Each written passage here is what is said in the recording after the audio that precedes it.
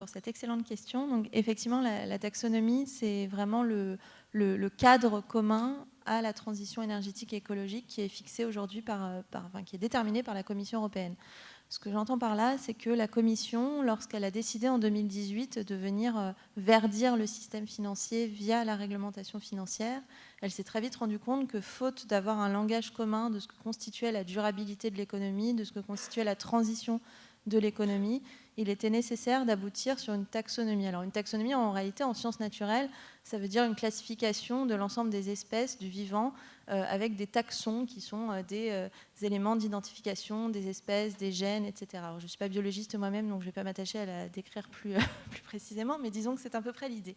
Et faute d'avoir, je dirais, une feuille de route finalement suffisamment claire de ce que ça veut dire dans les faits, que de transitionner l'économie, d'assurer une décarbonation de l'industrie. Il faut d'avoir une feuille de route au niveau européen qui soit détaillée jusqu'au niveau de chaque activité économique.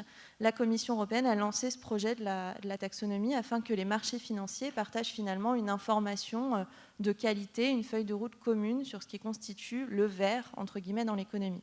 Alors après, la taxonomie, elle a pour vocation à terme de couvrir l'ensemble des secteurs de l'économie, l'ensemble des activités économiques. Ce que fait le droit européen, c'est seulement d'exclure a priori les combustibles fossiles solides dans la production électrique. Donc disons grosso modo le charbon, le lignite. Mais pour le reste, l'objectif, c'est vraiment de se dire on a besoin que tous les secteurs de l'économie opèrent leur transition.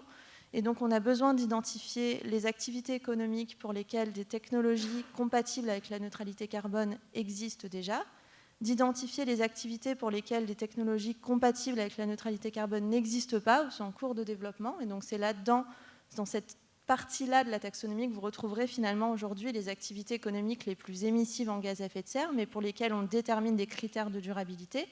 Donc là-dedans, vous avez le ciment, l'acier, la sidérurgie en général, le transport maritime, fluvial, terrestre, enfin tout ce qui aujourd'hui est émissif en gaz à effet de serre. Et puis vous avez des activités qui permettent les deux autres. Alors ce qu'entend l'Union européenne par là, ça veut dire dans quelle mesure est-ce que finalement il n'y a pas des activités économiques qui sont essentielles à la décarbonation d'autres activités. Un exemple très simple, c'est la maintenance de réseau, la R&D, l'ingénierie.